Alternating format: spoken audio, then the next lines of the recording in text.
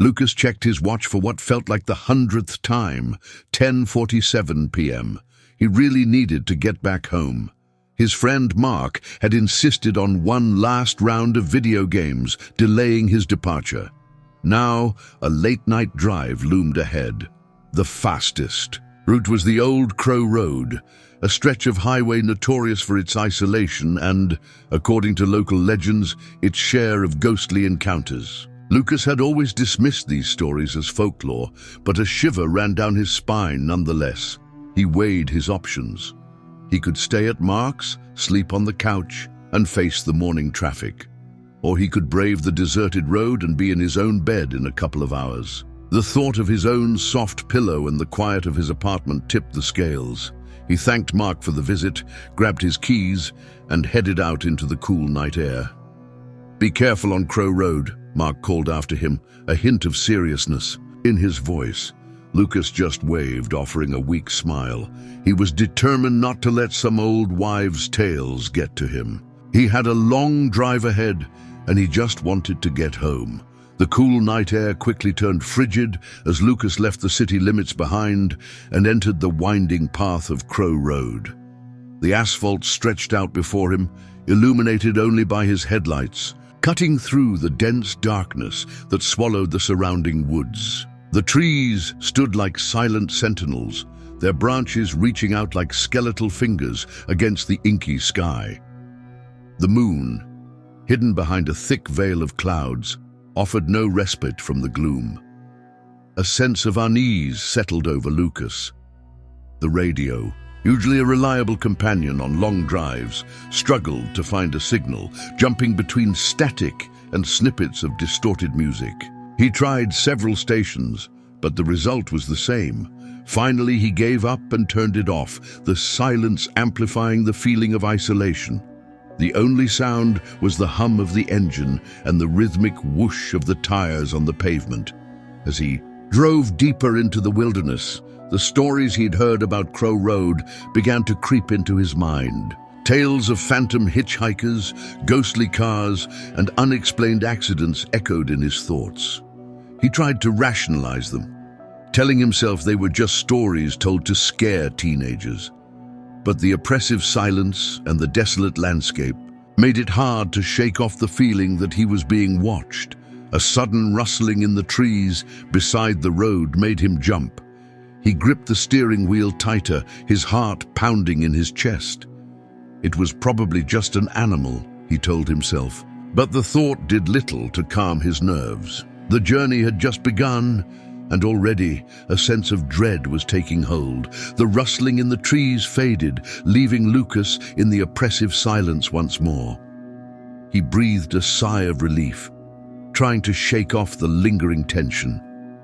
He focused on the road ahead, his headlights cutting through the darkness.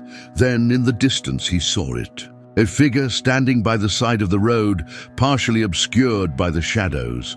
His first thought was that it was a stranded motorist. He slowed down, his headlights illuminating the figure more clearly. It was a person, seemingly male, standing, motionless with their back to the road, as if waiting for a ride. A wave of conflicting emotions washed over Lucas. He was hesitant to stop, remembering the stories he'd heard, but a sense of responsibility urged him to help. He pulled the car over to the side of the road, a short distance past the figure, and put on his hazard lights. He glanced in the rearview mirror, watching as the figure slowly turned. As the figure turned, Lucas could make out very little detail, as if the shadows clung to it. A chill ran down his spine. There was something unsettling about the way the figure moved, slow and deliberate. As the figure began to walk towards the car, Lucas felt a primal fear grip him. He couldn't explain it, but every instinct screamed at him to get away. He slammed his foot on the accelerator, the tires screeching as the car lurched forward. He glanced in the rearview mirror one last time. The figure was gone, vanished, as if it had never been there at all. The only thing left was the empty, dark road stretching out behind him. Lucas's heart pounded in his chest. The image of the vanished figure burned into his mind. He gripped the steering wheel tightly, his knuckles white. He kept glancing in. The rearview mirror, half expecting to see the figure reappear, but the road behind him remained empty. He tried to convince himself that he'd imagined it, that the darkness and his own heightened anxiety had played tricks on his eyes. But deep down he knew what he had seen. As he continued driving, a thick fog began to roll in, blanketing the road in a dense white shroud. Visibility dropped dramatically, the headlights barely penetrating the swirling mist. The world outside the car windows became a blurry, indistinct landscape. Lucas slowed down considerably, his eyes straining to see the road ahead. The fog seemed to absorb all sound, creating an eerie silence that amplified the feeling of isolation. It was as if the world outside the car had ceased to exist, leaving him trapped in a small, mobile bubble of light and sound. The fog grew thicker and thicker, until it felt like he was driving through a cloud. The air inside the car felt heavy and damp, and a thin layer of moisture condensed on the windows. Lucas turned on the defroster, but it did little to clear the condensation. He felt a growing sense of unease, a feeling that he was being enveloped by something unseen, something malevolent. The road ahead was barely visible, just a faint grey ribbon disappearing into the fog. The oppressive silence within the car was broken only by the rhythmic swish of the windshield wipers struggling against the condensing fog. Lucas's nerves were frayed. He gripped the steering wheel, his eyes darting between the barely visible road ahead and the rearview mirror, still half expecting the figure from before to reappear. Then, through the swirling mist, he saw them. Two faint points of light in the distance. Headlights. A wave of relief washed over him. Another car. He wasn't alone on this desolate stretch of road after all. He slowed down slightly, anticipating the other vehicle passing him. As the lights drew closer, however, he noticed something strange. They were moving erratically, swaying from side to side, as if the driver was struggling to control the vehicle. The lights seemed to dance in the fog, creating an unsettling spectacle. The vehicle emerged from the fog, and Lucas's relief quickly turned to horror. It was an old, rusted sedan, its paint peeling and its headlights broken, casting an uneven, ghostly glow. The car was moving at an alarming speed, swerving across the road as if driven by an invisible hand. There was no sound of an engine, only the faint whisper of wind as it rushed past. The car sped past Lucas, missing his own vehicle by mere inches. He caught a glimpse of the interior as it went by. It was empty. There was no driver, just empty seats and a cracked windshield. The ghostly vehicle vanished back into the fog as quickly as it had appeared, leaving Lucas in stunned silence. The only evidence of its passing was the lingering scent of rust and decay that hung in the air.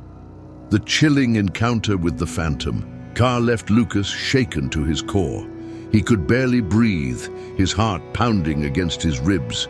He tried to rationalize what he had just seen, but there was no logical explanation. It was as if the road itself was playing tricks on him, conjuring up ghostly apparitions from the fog. As he continued driving, a new, even more disturbing phenomenon began to occur. Quick flashes of images like snapshots from a nightmare began to flicker through his mind. He saw twisted metal, shattered glass, and the distorted faces of people in agony. One moment he was driving through the fog, the next he was seeing a car wrapped around a tree, its headlights still burning brightly. Then the image would vanish, leaving him disoriented and terrified. The visions became more frequent and more vivid. He saw a family huddled together in a wrecked minivan, their faces pale and lifeless. He saw a motorcyclist lying on the asphalt, his helmet shattered beside him. Each vision was a fleeting glimpse into a moment of unimaginable horror, a snapshot of a tragedy that had unfolded on this very road. Lucas realized with growing dread that these were not just random images. They were memories, echoes of the accidents that had occurred on Crow Road. The fog, wasn't just a weather phenomenon, it was a veil, a thin barrier between the world of the living and the world of the dead. And he was driving right through it, becoming an unwilling witness to the suffering of those who had perished there. The weight of their collective pain pressed down on him, a suffocating blanket of sorrow and despair. He felt their fear, their confusion, their final moments of terror. The road was not just haunted, it was saturated with the lingering pain of its victims. The visions subsided, leaving Lucas in a state of numb terror. He drove on, his senses heightened, every nerve on edge. The fog remained thick, but the oppressive silence was now punctuated by a new sound, a faint, almost imperceptible cry. At first, he thought it was his imagination, a product of his overwrought nerves. But the cry persisted, growing slightly louder, more distinct. It was a woman's voice, weak and desperate, calling for help. Lucas slowed the car, straining to hear. The cries seemed to be coming from the woods on his right. He hesitated, his instincts screaming at him to keep driving, to get as far away from this place as possible. But the desperate pleas tugged at his conscience. He couldn't just ignore someone in need, even in this terrifying place. He pulled the car over to the side of the road, his headlights illuminating the dense undergrowth. The cries were clearer now, laced with pain and fear. He cautiously opened the car door, the cold, damp air rushing in. He stepped out onto the soft shoulder of the road, his heart pounding in his chest. "Hello?" he called out, his voice trembling slightly. "Is anyone there?" The cries intensified, leading him deeper into the woods. He pushed through the thick brush, branches snagging at his clothes. Finally, he saw her, a young woman huddled at the base of a large tree, her clothes torn and dirty. She was clutching her leg, her face pale and streaked with tears. "Please," she whispered, her voice barely audible. "Help me. I've been in an accident." Lucas rushed towards her, relief washing over him. He could help. He could get her out of here. But as he reached out to touch her arm, his hand passed right through her. The realization hit Lucas like a physical blow. The woman wasn't real. She was a ghost, another victim of this cursed road. The relief he had felt moments before turned to pure terror. The woman's expression changed, her tear-streaked face twisting into a mask of anger and resentment. "You left me," she hissed, her voice now sharp and accusatory. "Just like the others. You all left me to die." Her words sent a chill down Lucas's spine. He stumbled back, his eyes wide with fear. From the fog behind her, other figures began to emerge, pale spectral forms, their faces contorted in expressions of pain and anguish. They were the victims, the souls trapped on this desolate stretch of highway. They surrounded Lucas, their ghostly hands reaching out towards him. He could feel a coldness emanating from them, a chilling presence that seeped into his bones. The woman stepped closer, her eyes burning with an eerie light. "We're not going to let you leave," she whispered, her voice a chilling echo in the fog. "You're going to stay here with us." The other figures echoed her words, their voices a chorus of despair and accusation. Lucas felt trapped, surrounded by the tormented souls of the dead. He knew he had to escape. He turned and ran back towards his car, the ghostly figures pursuing him through the fog. He fumbled for his keys, his hands shaking uncontrollably. He jumped into the car, slammed the door shut, and frantically turned the key in the ignition. The engine roared to life, and he slammed his foot on the accelerator, the tires spinning on the soft shoulder. He swerved back onto the road, the ghostly figures receding into the fog behind him. He didn't dare look back. As Lucas sped down the road, his heart still pounding, a new sound emerged from the static of the radio. It wasn't music or a distorted signal this time. It was a voice, a deep, resonant voice, seemingly coming from nowhere, and everywhere at once. It spoke in a slow, measured tone, as if recounting an ancient tale. "This road," the voice began, was built upon sacred ground. Long ago, this land was a burial place, a final resting place for the tribes that once roamed these woods. Their spirits remain, restless and disturbed by the intrusion of the modern world. The voice continued, its tone growing somber. But it is not just the ancient spirits that haunt this place. Many others have met their end here, their lives tragically cut short. Their pain, their fear, their final moments of terror have become imprinted on this land, woven into the very fabric of this road.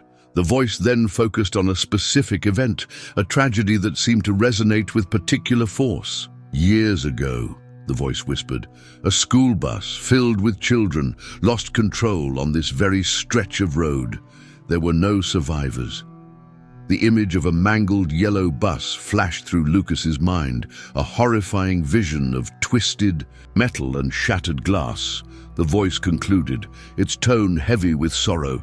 Their spirits are trapped here, forever reliving their final moments, forever seeking release. Lucas gripped the steering wheel, the story of the school bus echoing in his ears. The voice faded, leaving only the static of the radio once more. He continued to drive, his eyes fixed on the road ahead, his foot pressed firmly on the accelerator. He didn't dare slow down, didn't dare look back. He just wanted to escape, to put as much distance as possible between himself and that cursed stretch of highway. As he drove, the fog began to thin, gradually dissipating as the first hints of dawn began to paint the eastern sky. The darkness that had enveloped him for so long began to recede, replaced by the soft glow of the approaching sunrise. The trees lining the road, once menacing and shadowy, now stood as ordinary trees, their branches reaching towards the light. Finally, the sun broke through the horizon, casting long shadows across the road. The fog was gone completely, revealing the familiar landscape. The road ahead was clear, empty. The ghostly figures, the phantom car, the disembodied voice, all had vanished with the darkness. Lucas slowed the car, his body trembling with exhaustion and relief. He had survived. He had made it through the night. He reached his home, parked the car, and went inside. He never drove on Crow Road again, especially not at night. But he knew deep down that the road would continue to claim its victims, and that the stories would continue to be told, whispered in hushed tones by those who dared to travel its haunted path. The road remained, a silent testament to the tragedies that had unfolded there, waiting for the next unsuspecting traveler to cross its path.